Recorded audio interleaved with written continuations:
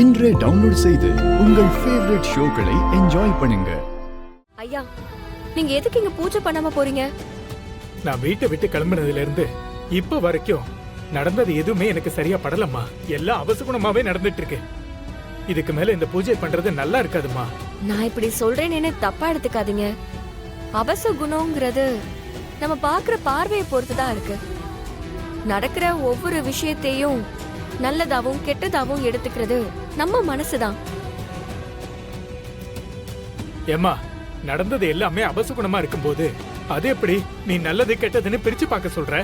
ஐயா, நீங்க காலையில வீட்டை விட்டு கிளம்புனதுல இருந்து உங்களுக்கு அப்படி என்னெல்லாம் அபசகுணமா நடந்துச்சு சொல்லுங்க. நான் இங்க பூஜைக்கு பைக்ல வரும்போது இது வரைக்கும் ஒரு நாள் கூட பஞ்சர் ஆகாத என்னோட வண்டி இன்னைக்கு பஞ்சர் ஆயிடுத்தே. அதுவே பெரிய அபசகுணம் தானே.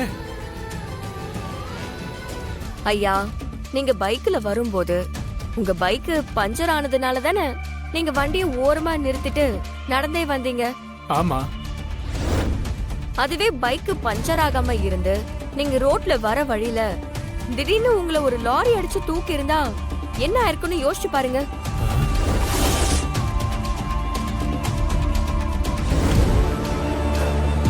அதுல உங்க உயிர் போயிருக்க கூட சான்ஸ் இருக்குல்ல. ஒருவேளை அப்படி எதுவும் நடக்காம இருக்கிறதுக்காக தான் இத்தனை நாளா பஞ்சரே ஆகாம இருந்த உங்க பைக்கு பஞ்சர் ஆயிருக்குன்னு கூட இருக்கலாம்ல. சரிம்மா, எனக்கு எதுவும் ஆகக்கூடாதுன்றதுக்காக தான் இதெல்லாம் நடந்ததாவே வச்சுப்போ. நான் ரோட்ல நடந்து வரும்போது என்னோட கால் பெருவரல் கீழே இருந்த கல்லுல பட்டு ரத்தம் வந்துடுத்து.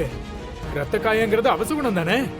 ஐயோ ஐயா, உங்க பெருவரல்ல அடிபட்டதுனாலதான் நீங்க பொறுமையா நடந்து எங்க வீட்டுக்கு வந்துட்டீங்க. இதுவே உங்க கால்ல அடிபடாம இருந்திருந்தா நீங்க அவசர அவசரமா வேகமா எங்க வீட்டுக்கு நடந்து வரும்போது வர வழியில யார் மேலேயாவது நீங்க இடிச்சு கீழே விழுந்திருந்தா கூட உங்களுக்கு அடிபட்டிருக்கும்ல.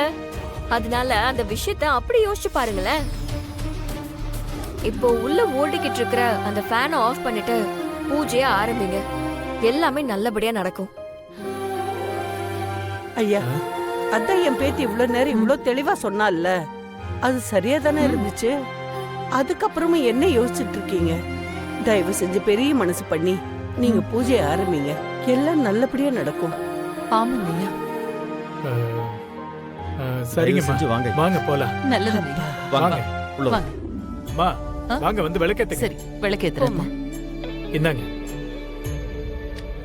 ஓம் கம் கணபதியே நமः. ஓம் காத்யாயனாய வித்மஹே கன்யகுமாரி ச தீமஹி தன்னோ துர்கி பிரச்சோதயாத். ஓம் மகாலக்ஷ்மீ ச வித்மஹே விஷ்ணுபத்னி ச தீமஹி தன்னோ மகாலக்ஷ்மி பிரச்சோதயாத். ஓம் भर्गो स्वः लक्ष्मी दुर्वरेण्यं भर्गो देवस्य धीमहि धियो यो न प्रचोदयात्. ஓம் காத்யாயனாய வித்மஹே கன்யகுமாரி ச தீமஹி தன்னோ துர்கி பிரச்சோதயாத். இந்தாங்கோ. ओम गुरु ब्रह्मा गुरु विष्णु गुरुदेवो महेश्वरः. ओम गुरु साक्षात् परब्रह्मा तस्मै श्री गुरुवे नमः. इधर போடுங்க. இதுல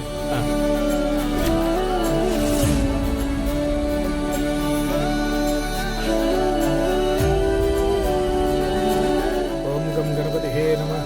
ओम एकदन्ताय विद्महे वक्रतुण्डाय धीमहि तन्नो दन्ति प्रचोदयात्. ओम शुक्लाम्बरधरं विष्णुं सदिवर्णं सदत्वजं प्रसन्नवदनं जाहे. ஹலோ, யாத்துக்காரி தான் கால் பண்றா, பேசிக்கிறேன். ஏங்க, நம்ம 10 பவுன் செயின் காணாம போச்சுன்னு ஸ்டேஷன்ல கம்ப்ளைண்ட் கொடுத்திருந்தோம்ல.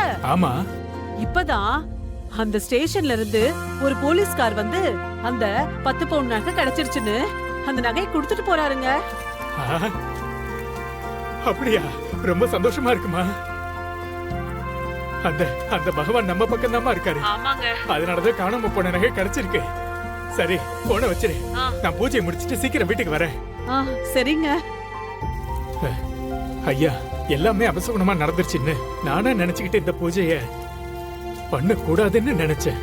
ஆனா நான் நினைச்சதெல்லாம் தப்புன்னு உங்க வீட்டு பொண்ணு மகாலட்சுமி மாதிரி வந்து எனக்கு சொன்னதுக்கு அப்புறம் தான் நான் இந்த பூஜையை பண்ணேன்.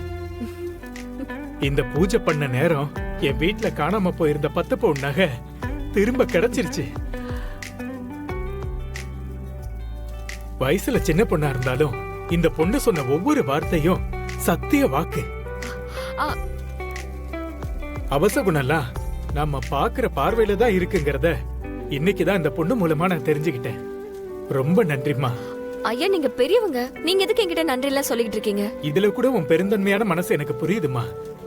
உனக்கு எந்த குறையும் வராதுமா. நீ நல்லா இருப்பம்மா. உன் நல்ல மனசு மாதிரியே உன் வாழ்க்கை அமையும். ஆமா, நீ எதுலயோ கலக்க போனியே, என்ன கலக்க போன?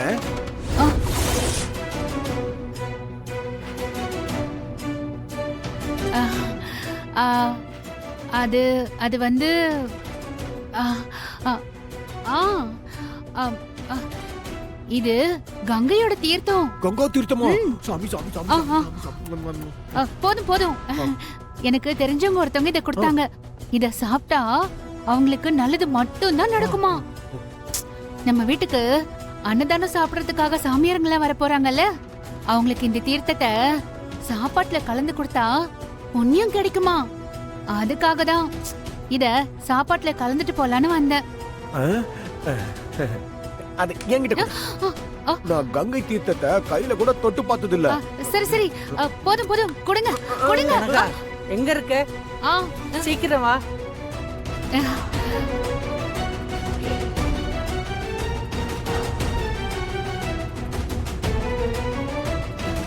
கடவுளே, மணிமேகலை அம்மா கூப்பிடுறாங்க.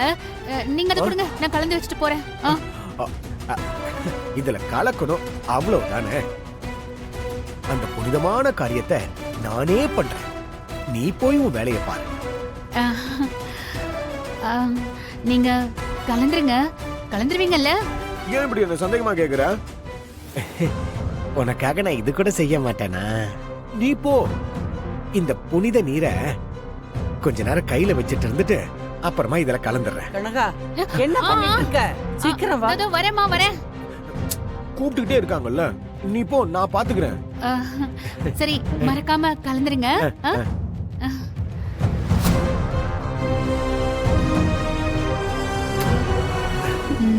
ஏங்க, இந்த மாதிரி ஐடியாலாம் உங்களுக்கு எப்படிதான் வரும்னே எனக்கு தெரியல.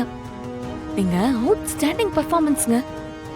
எந்த விஷயமா இருந்தாலும் பக்காவா ஐடியா பண்றீங்களே, அது எனக்கும் கொஞ்சம் சொல்லி கொடுங்களேன். என் கூட தானே இருக்க, கொஞ்சம் கொஞ்சமா சொல்லித்தரேன். ரொம்ப தேங்க்ஸுங்க. சரி, இப்ப என்ன நடக்கும்? என்ன நடக்கும்? இன்னும் கொஞ்ச நேரத்துல பேதி மருந்து கலந்த சாப்பாட்டை சாமியாருங்க சாப்பிட போறாங்க. அது ரொம்ப பவர்ஃபுல்லான மருந்துங்கிறதுனால அவங்க சாப்பிடும் போதே வயிறு வலிக்க ஆரம்பிச்சிடும். சாப்பாட்டை சாப்பிட்டு வயிறு வலி வந்த சாமியாருங்க எப்படி ஆசீர்வாதம் பண்ணுவாங்க? இப்படி ஒரு சாப்பாட்டை போட்ட மொத்த குடும்பத்தையும் சபிச்சிட்டு தான் போவாங்க. சாமியாருங்களோட சாபம் கிடைச்சதுனால இந்த குடும்பத்துல உள்ளவங்க கிட்ட இருந்த கொஞ்ச நெஞ்ச நிம்மதியும் போய் தவிக்க போறாங்க. சூப்பர்ங்க. ம், ம்.